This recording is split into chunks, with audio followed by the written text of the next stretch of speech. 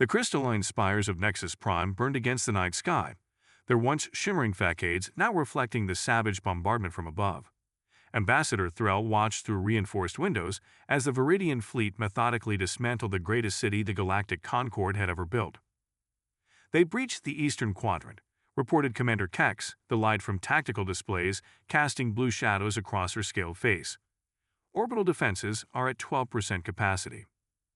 Threll's tendrils coiled tightly against his thorax, a sign of extreme distress among the Alluri. The Meridian Guard? Overrun. The Extelian outposts fell 3 cycles ago. Kex's voice remained steady, but the vertical slits of her pupils had narrowed to near invisibility. The Viridians are moving faster than we projected. They've adapted to our phase shield technology.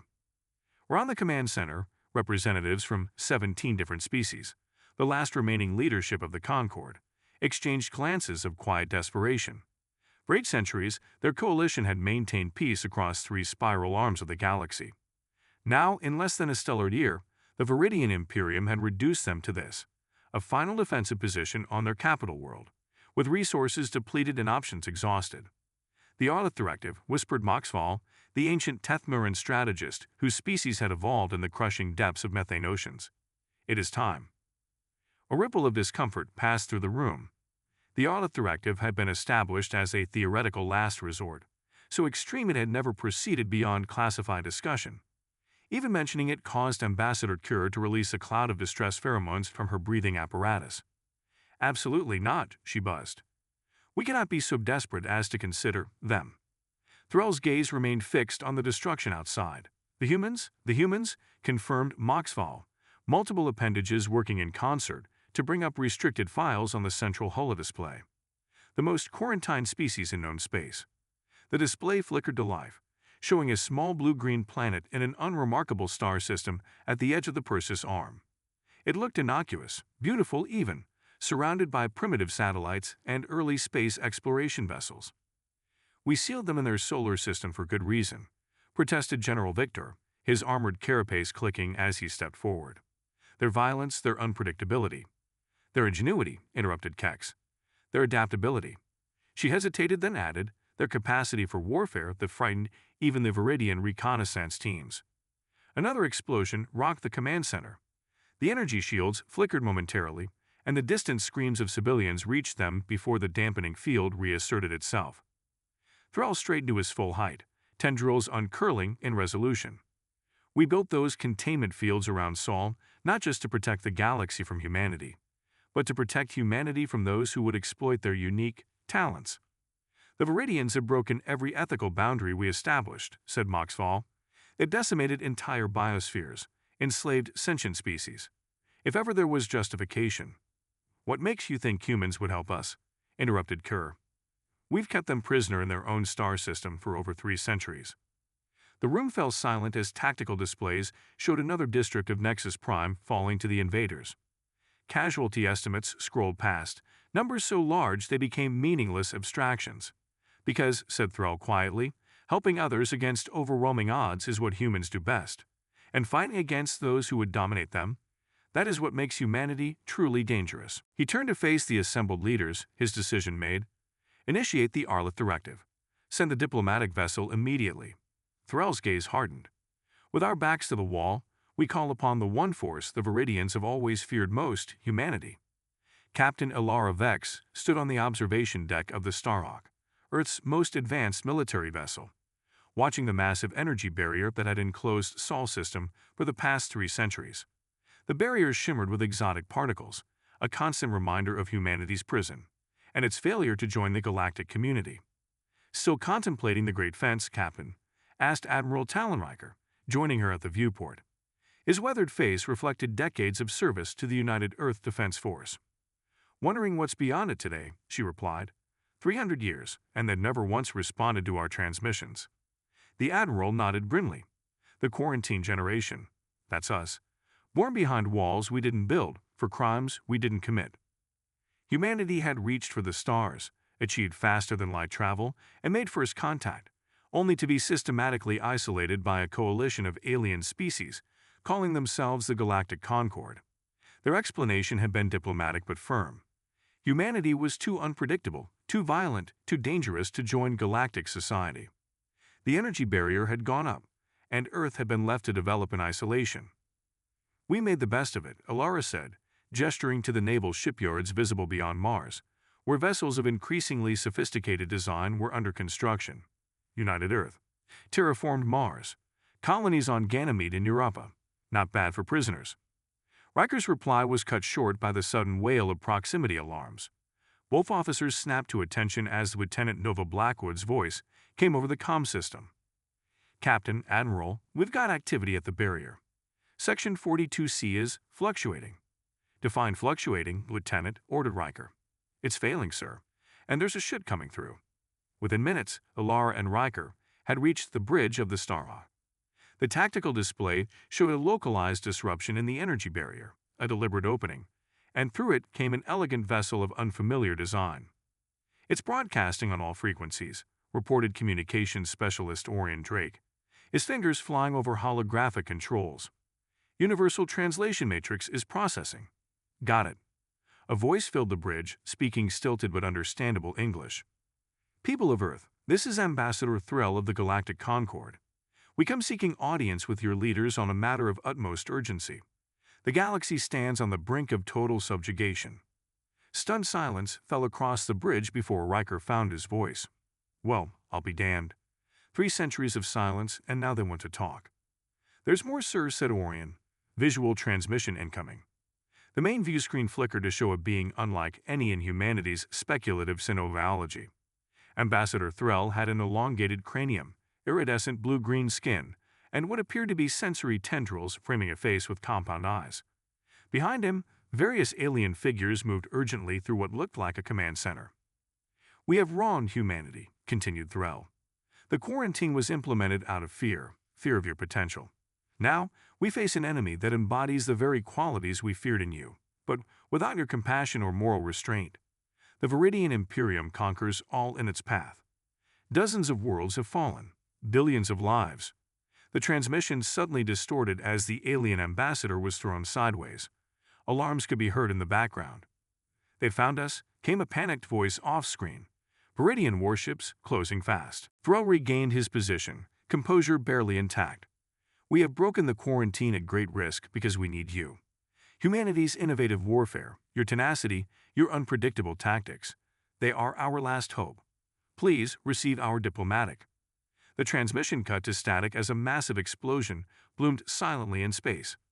Through the barrier opening, the Earth forces watched as the alien vessel was struck by weapons fire from a much larger, predatory-looking craft that had appeared in pursuit. "Defensive positions," ordered Alara, her training taking over. "Shield the opening in the barrier." "Captain," objected her second-in-command, "we have no authorization to engage with extrasolar forces." Alara's eyes never left the view screen, where the diplomatic vessel was taking devastating damage. "They broke quarantine to ask for our help, Commander. After 300 years of isolation, they're desperate enough to turn to us." Her voice hardened. "That says everything about their situation, and maybe something about us too." She turned to Riker. "Admiral, permission to render assistance?" Riker studied the battle unfolding beyond the barrier, his face grim. After a moment's calculation, he nodded. "Captain Vex, you are authorized to proceed beyond the quarantine barrier. Rescue the diplomatic vessel if possible. Humanity is about to rejoin the galaxy, ready or not." The Starhawk burst through the quarantine barrier in a shower of exotic particles, its advanced propulsion systems roaring to life. For the first time in 3 centuries, a human-built vessel ventured beyond Sol's artificial confinement. "Weapons hot. Targeting Viridian vessel," announced Tactical Officer Zephyrdorn, her hands steady despite the historic nature of the moment. Pulse cannons charged and ready. "Hold fire," ordered Alara. "Let's announce ourselves first. Lieutenant Drake, broadcast on all frequencies." "Channel open, Captain." Alara stood tall on her bridge, aware that her next words would represent humanity's return to the galactic stage. "Attention, unidentified vessel. This is Captain Alara Vex of the United Earth Defense Force. You are attacking a diplomatic mission within range of Earth defensive capabilities. Cease fire immediately and withdraw." The only response was a barrage of energy weapons directed at both the crippled Concord ship and now the Starhawk. "So much for diplomacy," muttered Riker. Show them what 300 years of isolated weapons development looks like, Captain. With pleasure, Admiral. Mr. Dorn, target their weapons arrays and fire at will. What followed would later be described in Concord records as the 16-minute revelation. The Viridian warship, a feared subjugator-class vessel that had destroyed dozens of Concord military craft, found itself overwhelmed by weapons technologies it had never encountered. Quantum phase torpedoes bypassed the Viridian shields completely. Graviton beam emitters distorted the very spacetime around the enemy vessel's engines, and when the Viridians attempted to retreat, the Starhawk's experimental fold space interceptors cut off their escape vector. In the command center of the damaged Concord vessel, Ambassador Threll and the surviving crew watched in astonishment. "Impossible," whispered Commander Kex. "They're neutralizing a subjugator with a single ship." The Quarantine realized Moxfall. "We believed we were containing a dangerous species, but we also unintentionally created a technological incubator." Without access to galactic technology, they developed along completely different paths. With surgical precision, the Starhawk disabled a Viridian vessel without destroying it. As the enemy ship hung powerless in space, Alara's voice returned to the communication channels.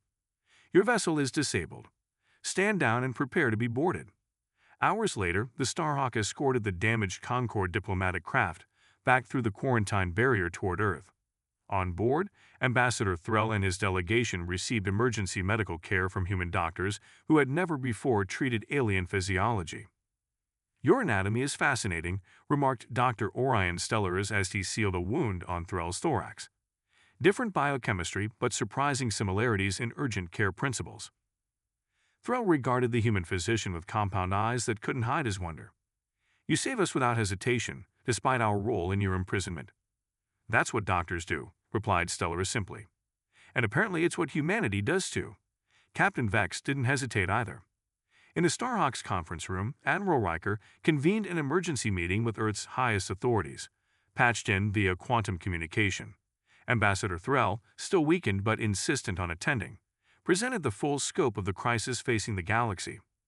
"The Viridians have conquered 63 star systems in the past solar year," he explained, manipulating a holographic display to show the rapid expansion of the Imperium. "They strip planets of resources, enslave populations with neural technology, and move on. Their technological adaptability makes them nearly unstoppable.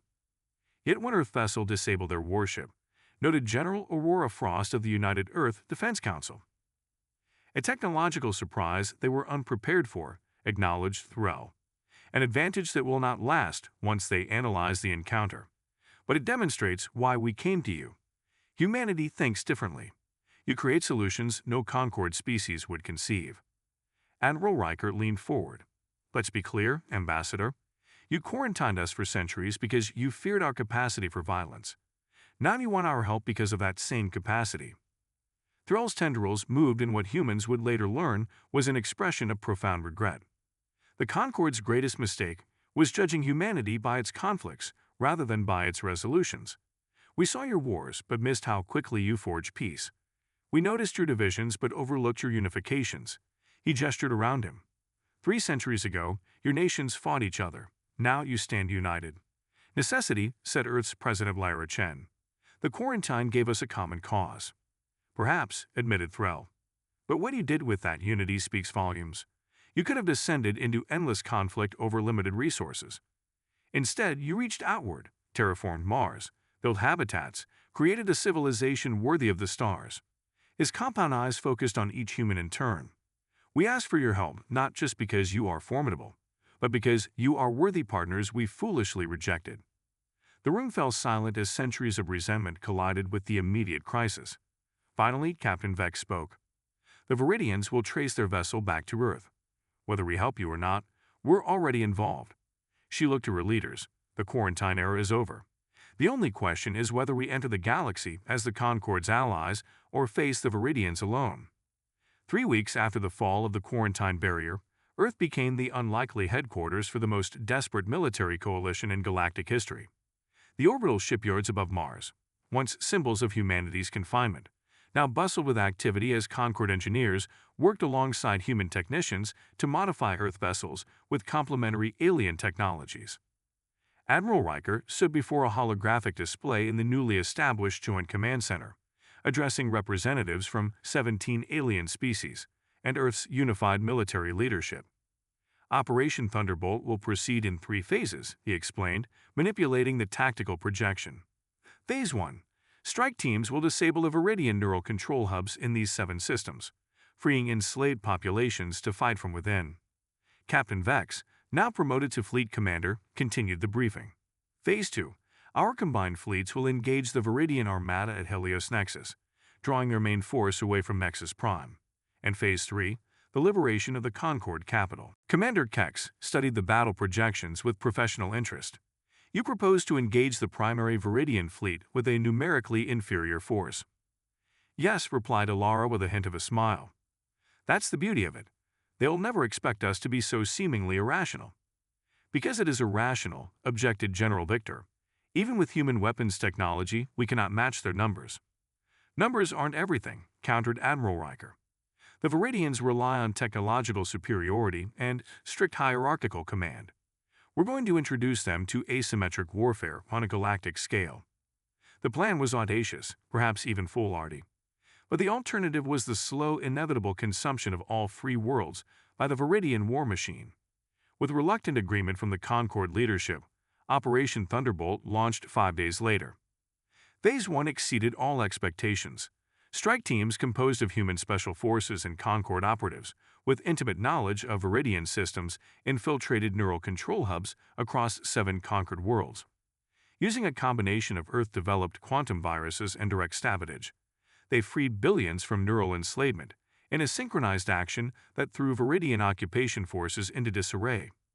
The newly liberated populations, guided by embedded human advisors, immediately began guerrilla campaigns against their former masters.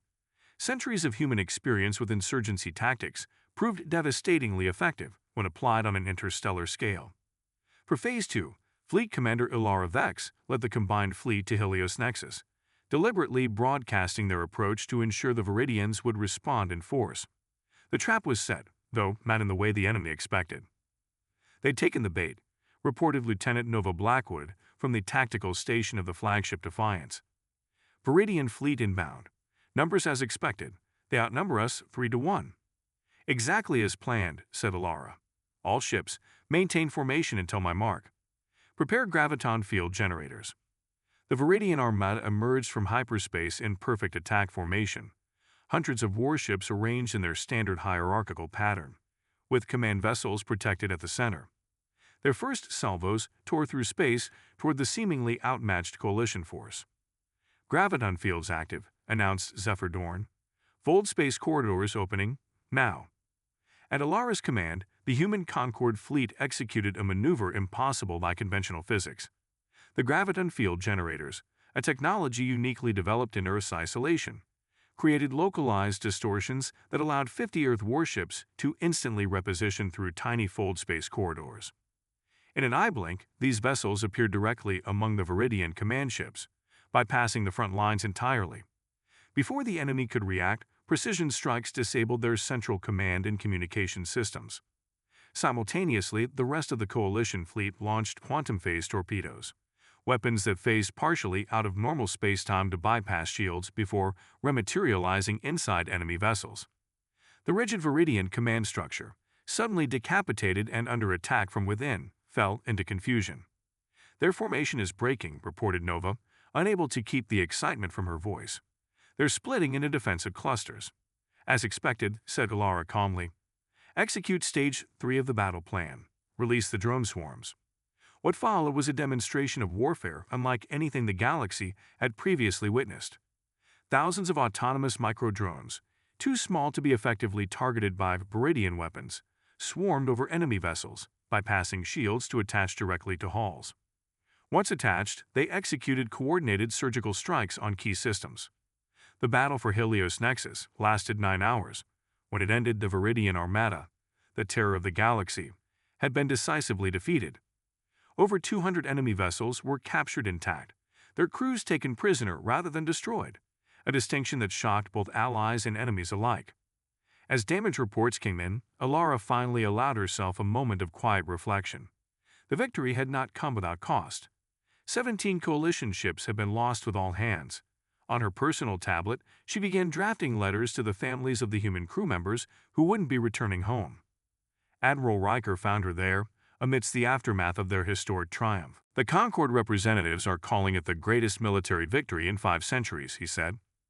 Alara looked up from her solemn task. Tell that to the families of our fallen. Riker nodded in understanding. The victory honors their sacrifice. And now comes the harder part. Phase 3, agreed Alara. The liberation of Nexus Prime, where the Viridians will be entrenched, desperate, and expecting us. Yes, said Riker. But now they'll also be afraid. The Viridian High Command on occupied Nexus Prime received news of the Helios Nexus defeat with cold fury. Supreme Commander Vorthak, whose species had evolved from apex predators, paced the commandeered Concord Strategic Center, obsidian scales reflecting the red emergency lighting. Impossible, he snarled, razor teeth bared at his subordinates. No force has defeated a full Viridian armada in direct engagement. The humans replied, Sub-Commander Macrax, bringing up tactical data from the battle. Their weapons technology is unprecedented, but more concerning is their tactical approach. The displays show the graviton field maneuver, the drum swarms, the precise targeting of command ships, rather than firepower maximizing mass destruction. They don't fight like any species we've encountered, continued Macrax. They're unpredictable, adaptive.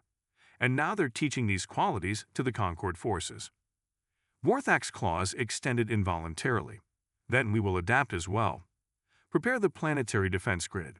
Deploy the mind-slave battalions to defensive positions, and activate the Doomsday Protocol. If we cannot hold Nexus Prime, no one will have it. As the Viridians fortified their position, the Liberation Fleet approached the Concord capital world. On the flagship Defiance, a unique war council convened, one where human military officers collaborated as equals with representatives of 17 alien species. Ambassador Threll studied the holographic model of Nexus Prime's defenses with growing concern. The Viridians have converted the planetary shield generator into a doomsday weapon. If triggered, it will collapse into a quantum singularity, destroying the entire planet. Classic scorched earth policy, observed Admiral Riker grimly. If they can't have it, nobody can. We cannot sacrifice Nexus Prime, said Commander Kex. Beyond its strategic value, it houses irreplaceable knowledge in its archives, the cultural and scientific achievements of 1,000 worlds. Fleet Commander Alara studied the tactical projections. A direct assault would give them time to activate the Doomsday device. We need something they won't expect. More unexpected than Helios Nexus? Asked Moxfall skeptically. The Viridians are highly adaptable, Alara replied. They'll have analyzed our tactics and prepared countermeasures. We need something completely different. She turned to an unlikely figure who had been quietly observing until now. Dr. Pandora Starling, you had a proposal?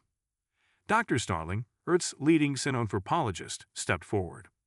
Unlike the military personnel surrounding her, she carried no weapons, only a tablet filled with cultural and psychological data.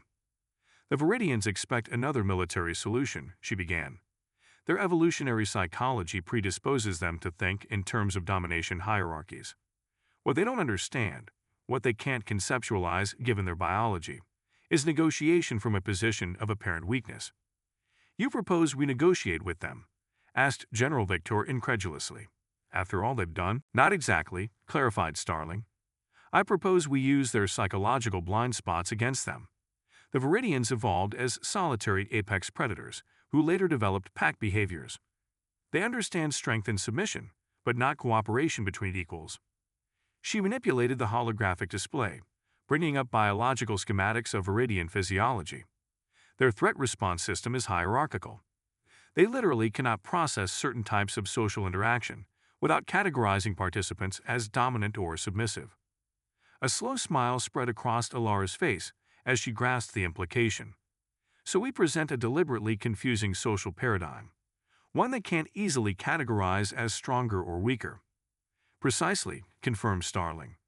A multi-layered approach that exploits their cognitive limitations. The plan that emerged was unlike any traditional military operation. While the Coalition fleet maintained position at the edge of the Nexus system, a single vessel, neither military nor diplomatic by standard definitions, approached the occupied planet. The Harmony was an Earth hospital ship, unarmed but heavily shielded, broadcasting clear medical identification signals. Its approach triggered immediate confusion in Viridian Command. "They send a medical vessel?" demanded Vorthak. "Is this some form of surrender?" "Unlikely," replied Macrax. "Scans show it carries no weapons, but its shields are remarkably powerful. They're requesting permission to evacuate non-combatants before military engagement." "A trick," sneered Vorthak. "Deny permission and prepare to destroy it if it approaches closer." But the Harmony maintained position, continuing to broadcast its humanitarian message, not in anxious pleading, but in calm, assured tones. Its presence created a tactical ambiguity the predatory Viridian psychology struggled to categorize. While the Harmony held the Viridians' attention, a second aspect of the plan unfolded. Selected through careful analysis of Viridian communication patterns, precisely 51 coalition vessels broke formation and arranged themselves in a configuration that unconsciously triggered recognition patterns in Viridian visual cortexes. Supreme Commander reported a confused tactical officer. "The enemy fleet is rearranging. The pattern resembles a traditional Viridian submission display, but not exactly." The formation was indeed calculated to resemble submissive posturing, but with subtle elements that created cognitive dissonance, neither fully dominant nor submissive, but something the Viridian mind couldn't easily categorize. As predicted by Dr. Starling, this triggered a compulsive need in Viridian Command to resolve the ambiguity. Communications channels suddenly opened from Nexus Prime. "They're responding," reported Lieutenant Drake aboard the Defiance. "They're demanding clarification of our intentions." "Perfect," said Alara. "Now for Phase 3. Infiltration teams, you are clear to proceed." While the Viridians were fixated on resolving the perplexing social signals, Earth's most elite special forces, working alongside Concord operatives intimately familiar with Nexus Prime, deployed from stealth shuttles at carefully calculated entry points around the planetary defense grid. Their mission: disable the Doomsday device and the neural control systems simultaneously, without alerting Viridian Command until it was too late. Leading one such team was Major Atlas Forge, whose squad descended silently toward an access point identified by Commander Kek's intelligence. "Remember," he told his mixed human-alien team over secure comms, "psychological warfare only buys us time. The real victory depends on us." They landed undetected and began their infiltration of the planetary shield complex, the opening gambit of humanity's most daring operation yet. Major Atlas Forge led his infiltration team through the labyrinthine undercity of Nexus Prime, a realm of maintenance tunnels and emergency systems designed to keep the great city functioning even under siege. Commander Kex moved alongside him, her knowledge of the capital's hidden infrastructure proving invaluable. "The primary shield control nexus is 2 levels up," she whispered, checking a holographic map projected from her wrist device. "But the Viridians will have it heavily guarded." Atlas nodded, signaling his team to halt as he activated his neural link to the operation's coordinated timing system. Similar teams were positioned around key points throughout the city, waiting for synchronized action. "All teams in position," came the confirmation in his earpiece. "Commencing Operation Checkmate in 3, 2, 1. Across Nexus Prime, infiltration teams activated devices that Earth engineers had created by merging human quantum technology with Concord power systems. These devices generated cascading interference patterns that temporarily disabled Viridian neural control implants without harming the enslaved beings controlled by them. The effect was immediate and devastating to Viridian control. Thousands of mind-slaved soldiers suddenly regained their free will, many immediately turning on their oppressors in spontaneous rebellion. "That's our window," said Atlas, leading his team upward toward the shield facility. 15 minutes before they can re-establish control. On the outer edges of the Nexus system, Fleet Commander Ilara Vex watched as reports confirmed the success of the first phase. "Neural disruption achieved," reported Lieutenant Nova. "Planetary defense grid experiencing command disruption." "Perfect," said Ilara. "Signal the fleet to commence the liberation approach. Full defensive posture until we confirm the Doomsday device is neutralized." The Coalition fleet began its advance toward Nexus Prime, not in attack formation, but in a protective configuration designed to establish a security perimeter once the planet was secured. Inside the planetary shield control center, Atlas and his team encountered fierce resistance from Viridian elite guards, natural warriors, not neural-controlled slaves. The battle was intense but brief, with the specialized training of Earth's special forces proving decisive in close quarters combat. Control room secure, Atlas reported as Commander Kex and the team's technical specialist rushed to the main console. The Doomsday sequence has been pre-programmed, Kex announced, her claws flying over the interface, attempting to override. "Can you disable it?" asked Atlas, keeping watch at the entrance. "Yes, but it will take time. They've implemented multiple security protocols." She glanced up at him. "Time we may not have. They'll know we're here." Atlas made a quick decision. Forge to all teams. Primary target secured, but Doomsday device still active. Implement Protocol Omega. Across the city, the other infiltration teams immediately shifted to their contingency objectives, targeting Viridian communication hubs to isolate Supreme Commander Vorthak from his forces. Without central command, the Viridian hierarchy would fracture, buying precious time. In orbit, the hospital ship Harmony continued its psychological warfare, now broadcasting on frequencies the Coalition knew would reach the newly freed slaves. "This is Dr. Pandora Starling of Earth. To all beings under Viridian control who have regained their freedom, the Coalition forces are here to liberate Nexus Prime. Seek shelter and await further instructions. Freedom is coming." The message, translated into multiple languages, spread hope through the beleaguered population and fury through the Viridian command.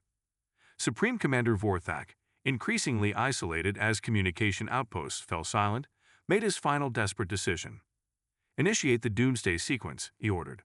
"If Nexus Prime falls, it falls to dust." In the SHIELD control center, Kex's eyes widened as new code flashed across her screen. "They're accessing the Doomsday device remotely. Override in progress."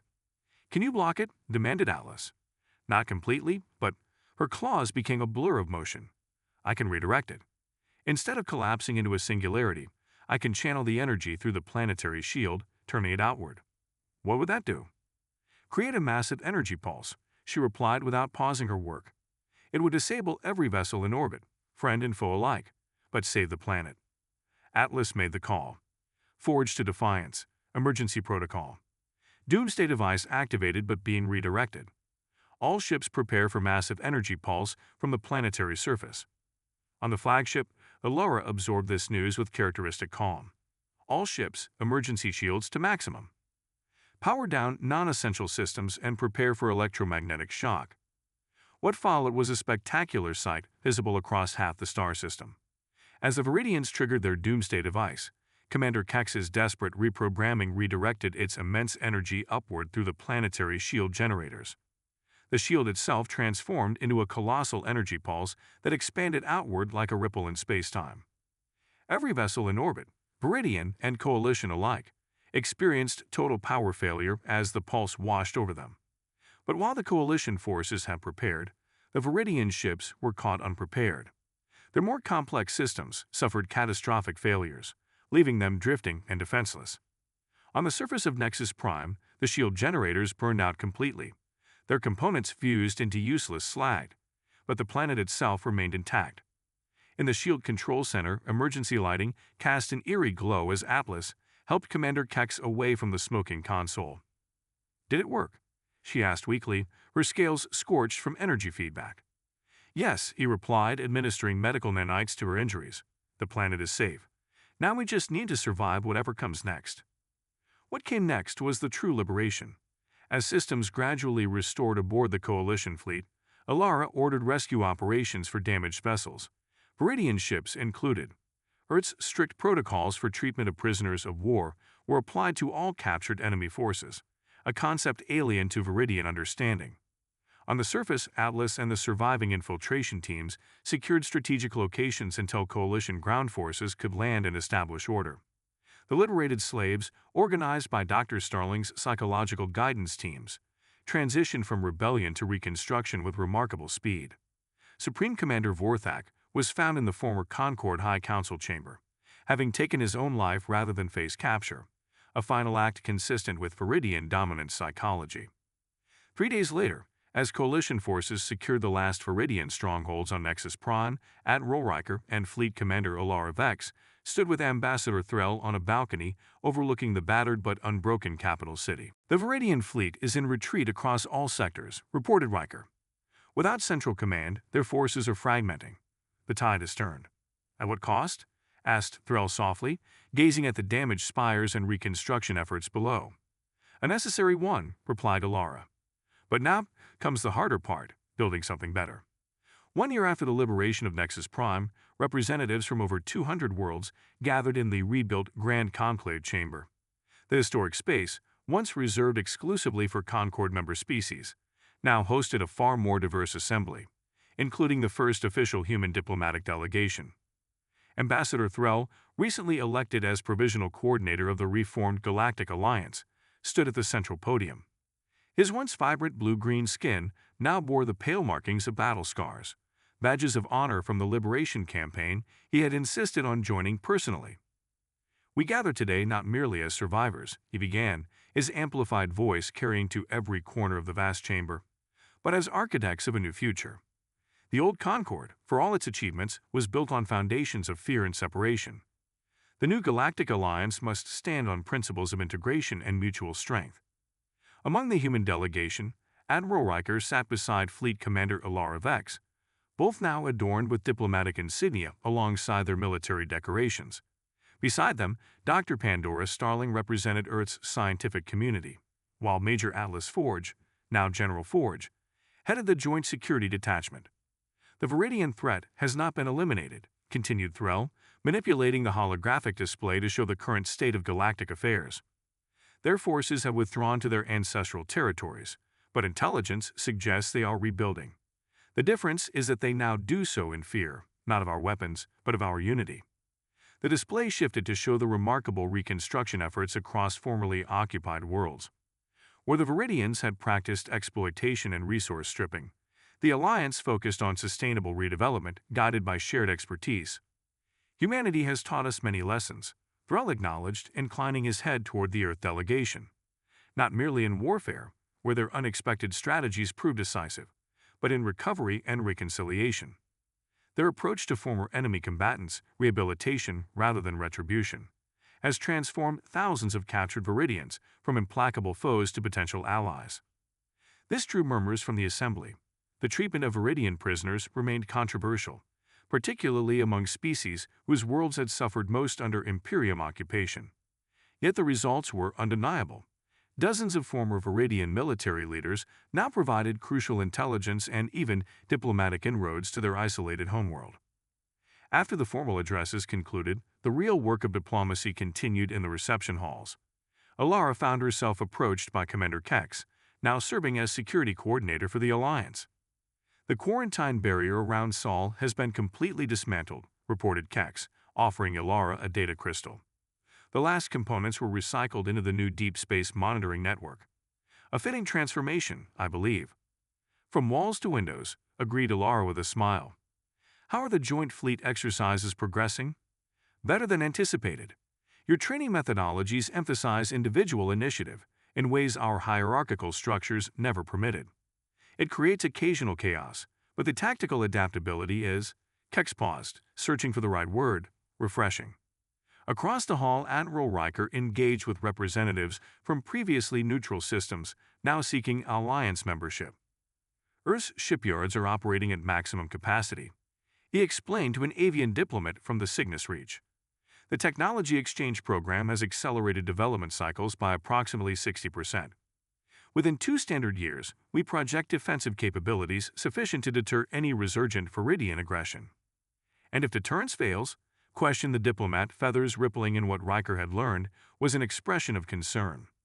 Then we face them together, replied Riker firmly.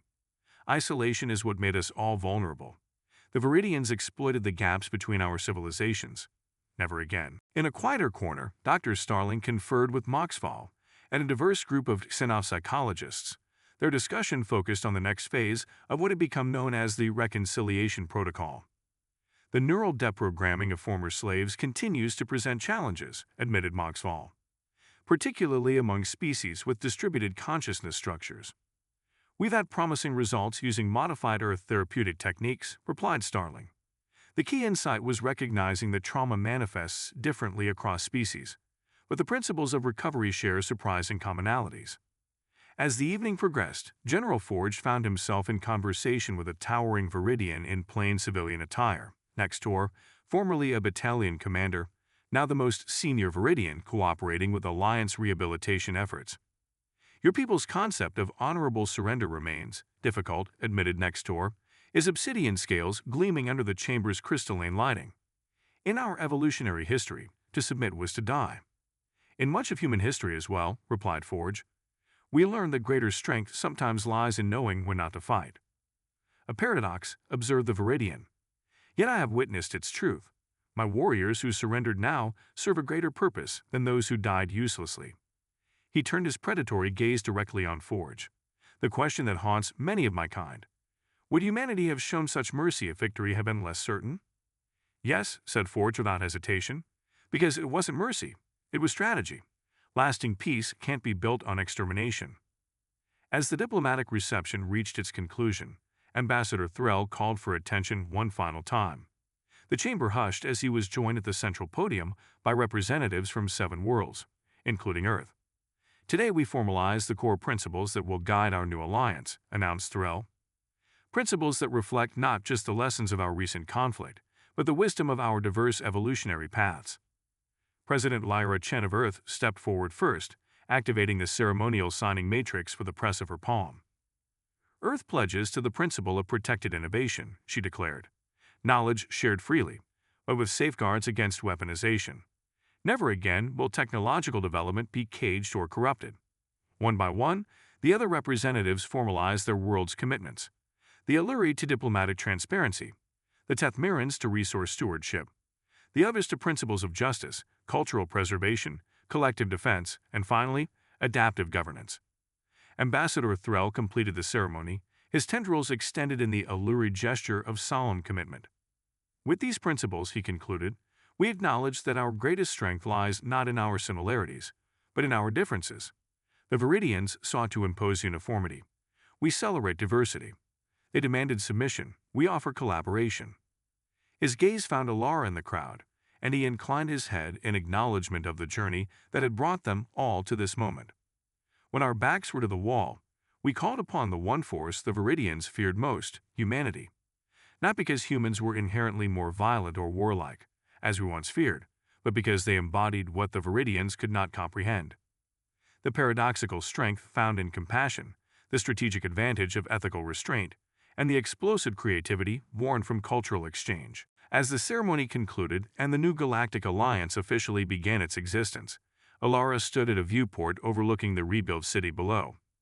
The once shattered crystalline spires now rose again, their designs subtly altered to incorporate architectural influences from dozens of worlds, including Earth.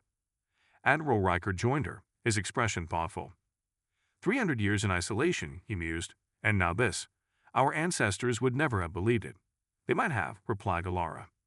Humans have always dreamed of the stars. She gestured toward the night sky visible beyond the city's protective dome, where ships of countless designs moved in carefully orchestrated patterns. And now those dreams take shape in reality. The Viridians will return eventually, said Riker, ever the strategist. Their nature demands it. Yes, agreed Alara, but they'll find a different galaxy waiting for them. One that learned to combine the best of all our natures. As if to emphasize her point, a group of young cadets passed by, a mixed cohort of human and alien trainees from the newly established Joint Defense Academy. They moved with the easy camaraderie of those who had never known the old divisions. That, said Alara softly, is our true victory. Not the battles we won, but the future we're building. Above them the stars continued their eternal dance, bearing witness to a galaxy transformed, not through conquest, but through the unexpected salvation offered by a quarantined species that had refused to remain isolated in spirit, even when physically confined. Humanity had arrived on the galactic stage not as conquerors or victims, but as catalysts for a transformation that would echo across generations yet unborn.